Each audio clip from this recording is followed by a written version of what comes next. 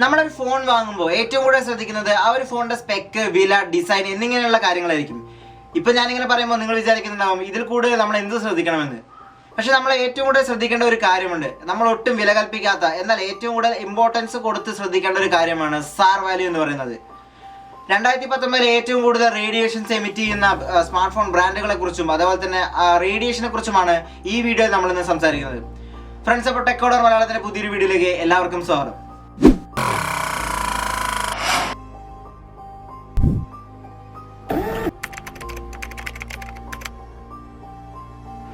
ഭൂമിയിലെ ഓരോ വസ്തുക്കളും അതിൻ്റെതായിട്ടുള്ള രീതിയിൽ ഓരോ തരത്തിലുള്ള റേഡിയേഷൻസ് എമിറ്റ് ചെയ്യുന്നുണ്ടെന്ന് നമുക്കറിയാം. ഈവൻ നമ്മുടെ ഹ്യൂമൻ ബോഡീസ് വരെ തെർമൽ റേഡിയേഷൻസ് എമിറ്റ് ചെയ്യുന്നുണ്ട്. അതായത് ടെമ്പറേച്ചറിനനുസരിച്ച് ഹ്യൂമൻ ബോഡി കൊണ്ടുവരുന്ന അല്ലെങ്കിൽ ഹ്യൂമൻ ബോഡി എമിറ്റ് ചെയ്യുന്ന ഇലക്ട്രോ മാഗ്നറ്റിക് വേവ്സ് ആണ് തെർമൽ റേഡിയേഷൻസ് എന്ന് പറയുന്നത്. ഇതിവിടെ പറയാനായിട്ട് ഒരു ചെറിയ കാരണമുണ്ട്. ഒരു കാര്യം നമ്മൾ ഓർത്തു വെക്കുക, ടെമ്പറേച്ചർ കൂടുന്തോറും റേഡിയേഷൻ കൂടുമെന്നത്. ഇത് ടെമ്പറേച്ചറും റേഡിയേഷനും തമ്മിലുള്ള ഒരു റിലേഷൻ ആണ്. ടെമ്പറേച്ചറും റേഡിയേഷൻ തമ്മിലുള്ള ഒരു ചെറിയൊരു ബന്ധം. അപ്പൊ ഞാൻ കുറച്ചു മുമ്പ് തന്നെ പറഞ്ഞല്ലോ, ഒരു ഫോണിന്റെ സ്പെക്സിന് നമ്മൾ പ്രാധാന്യം കൊടുക്കുന്ന പോലെ തന്നെ ആ ഒരു ഫോണിന്റെ സാർ വാല്യൂവിന് നമ്മൾ പ്രാധാന്യം കൊടുക്കണമെന്ന്. സോ സാർ വാല്യൂ അതെന്താണ്? മിക്കവാറും പേർക്ക് ഇതിനെ കുറിച്ചൊക്കെ അറിയാമായിരിക്കും. എന്നാൽ അറിയാത്തവർക്ക് വേണ്ടി കുറച്ച് വാക്കുകളിൽ നമുക്ക് സാർ വാല്യൂവിനെ ഒന്ന് വിശദീകരിക്കാം. അതായത് ഇപ്പോൾ നമ്മുടെ ഫോണ്, ഞാൻ പറഞ്ഞു ഭൂമിയിലെ ഓരോ വസ്തുക്കളും ഓരോ രീതിയിലുള്ള റേഡിയേഷൻസ് എമിറ്റ് ചെയ്യുന്നുണ്ടെന്ന്. നമ്മുടെ സ്മാർട്ട് ഫോൺസും ഓരോ രീതിയിലുള്ള റേഡിയേഷൻസ് എമിറ്റ് ചെയ്യുന്നുണ്ടാവും. സോ ആ ഒരു റേഡിയേഷന്റെ അളവ് അളക്കാൻ വേണ്ടി ഉപയോഗിക്കുന്ന ഒരു അളവ് പോലാണ് സാർ വാല്യൂ എന്ന് പറയുന്നത്, അല്ലെങ്കിൽ സാർ എന്ന് പറയുന്നത്. ഒരു ടവറിൽ നിന്നും അമിതമായുള്ള റേഡിയേഷൻസ് റിസീവ് ചെയ്യുകയും അതേപോലെ തന്നെ ആ ഒരു ടവറിലേക്ക് അമിതമായ രീതിയിലുള്ള റേഡിയേഷൻസ് സെൻഡ് ചെയ്യുകയും ചെയ്യുന്ന, നമ്മളെല്ലാവരും കോമൺ ആയിട്ട് ഉപയോഗിക്കുകയും ചെയ്യുന്ന ഒരേ ഒരു ഡിവൈസ് മാത്രമേ ഉള്ളൂ. അതാണ് നമ്മുടെ എല്ലാവരുടെയും സ്മാർട്ട് ഫോൺ. ഇനി നമുക്ക് 2019 ഏറ്റവും കൂടുതൽ റേഡിയേഷൻസ് എമിറ്റ് ചെയ്യുന്ന ബ്രാൻഡുകളെ ഒന്ന് നോക്കാം.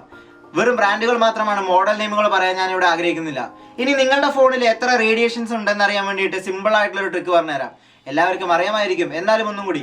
നമ്മുടെ ഫോണിന്റെ ഡയലർ ഓപ്പൺ ആക്കി *#07# എന്ന് ടൈപ്പ് ചെയ്യുക. അപ്പോൾ തന്നെ നമ്മുടെ സാർ വാല്യൂ എത്ര, നമ്മുടെ ഫോണിന്റെ സാർ വാല്യൂ എത്രയെന്ന് നമുക്ക് അവിടെ ഡിസ്പ്ലേ ചെയ്ത് കാണാനായിട്ട് പറ്റും. ഇന്ത്യയിൽ അലോ ചെയ്തിരിക്കുന്ന സാർ വാല്യൂയുടെ ലിമിറ്റ് എന്ന് പറയുന്നത് 1.6 W/kg ആണ്. ഏറ്റവും കൂടുതൽ നമ്മുടെ 1.6 W/kg കൂടുതലായിട്ട് ഇന്ത്യയിലെ സ്മാർട്ട് ഫോൺസിൽ സാർ വാല്യൂ ഉണ്ടാവരുത് എന്നുള്ള ഒരു ലിമിറ്റ് നമ്മുടെ ഗവൺമെന്റ്സ് കൊണ്ടുവന്നിട്ടുണ്ട്. ഇനി നമുക്ക് ഞാൻ ഉൾപ്പെടുത്തിയിരിക്കുന്ന സ്മാർട്ട് ഫോൺ ബ്രാൻഡുകൾ ഏതൊക്കെയാണെന്ന് നോക്കാം. ഷോമി, റെഡ്മി, ഗൂഗിൾ പിക്സൽ, അതേപോലെ തന്നെ OnePlus, ഹുവാവേ എന്നിങ്ങനെയുള്ള ഒരു 4 സ്മാർട്ട് ഫോൺ ബ്രാൻഡുകളാണ് ഏറ്റവും കൂടുതലായിട്ട് റേഡിയേഷൻസ് എമിറ്റ് ചെയ്യുന്നതെന്ന് ഞാൻ പറയുന്നു. അതിനുശേഷം ഏറ്റവും കുറവായിട്ട് എമിറ്റ് ചെയ്യുന്ന 2 സ്മാർട്ട് ഫോൺസ് മാത്രമേ ഞാൻ ഈ ഒരു വീഡിയോയിൽ ഉൾപ്പെടുത്തിയിട്ടുള്ളൂ. സാംസങ് ആൻഡ് നോക്കിയ. നമുക്കറിയാം സാംസങ് ആണ് ഏറ്റവും കമ്മിയായിട്ടുള്ള രീതിയിൽ റേഡിയേഷൻസ് എമിറ്റ് ചെയ്യുന്നത്. സോ റേഡിയേഷൻസ് കൂടുതലായി എമിറ്റ് ചെയ്യുന്ന ബ്രാൻഡുകളിൽ ഞാൻ ഉൾപ്പെടുത്തിയിരിക്കുന്ന ബ്രാൻഡുകളിൽ ഏതെങ്കിലും ഒരു ഫോൺ നിങ്ങളുടെ കയ്യിലിരിക്കുന്നുണ്ടെങ്കിൽ എനിക്ക് നിങ്ങളോട് ഒന്നേ പറയാനുള്ളൂ, മാക്സിമം പറ്റുന്ന രീതിയിലൊക്കെ സ്മാർട്ട് ഫോണിന്റെ യൂസേജ് കുറയ്ക്കുക. കാരണം റേഡിയേഷൻസ് മൂലം ഉണ്ടാകുന്ന രോഗങ്ങളെ കുറിച്ച് ഞാൻ ഇനി ആദ്യമേ നിങ്ങളെ പറഞ്ഞു പഠിപ്പിക്കേണ്ടതായിട്ടുള്ള ഒരു ആവശ്യമില്ല. റേഡിയേഷൻസ് മൂലം ഹൃദയബാധിതമായ രോഗങ്ങളും തലച്ചോറിനെ സംബന്ധിക്കുന്ന രോഗങ്ങളും ക്യാൻസർ വരെയുള്ള കാര്യങ്ങൾ ഉണ്ടാവുമെന്ന് എനിക്കും നിങ്ങൾക്കും എല്ലാവർക്കും അറിയാവുന്ന ഒരു കാര്യമാണ്. ഇതൊക്കെ എല്ലാവർക്കും അറിയാലോ, പിന്നെയും വീണ്ടും എന്തിനാണ് പറയുന്നതെന്ന് നിങ്ങൾ ചിന്തിക്കുന്നതാവും. ഒരു ഓർമ്മപ്പെടുത്തൽ മാത്രം. ഇനി നമുക്ക് റേഡിയേഷനുകളിൽ നിന്ന് രക്ഷപ്പെടാനായിട്ട് കുറച്ച് ടിപ്സുകളെ കുറിച്ച് സംസാരിക്കാം. അധികം ടിപ്സുകളൊന്നുമില്ല, മാക്സിമം ഫോണിന്റെ യൂസേജ് കുറയ്ക്കുക, അത്രയുള്ള വലുതായിട്ട് നമുക്കൊന്നും ചെയ്യാനില്ല. അതിനുശേഷം നമ്മളെല്ലാവരും ഫോണുകൾ അറ്റൻഡ് ചെയ്യുമ്പോൾ നമ്മളിങ്ങനെ ചെവിയിൽ വെച്ച് സംസാരിക്കാറുണ്ട്. സോ അതും നമുക്ക് വളരെയധികം ഡേഞ്ചർ ആയിട്ടുള്ള ഒരു കാര്യമാണ്.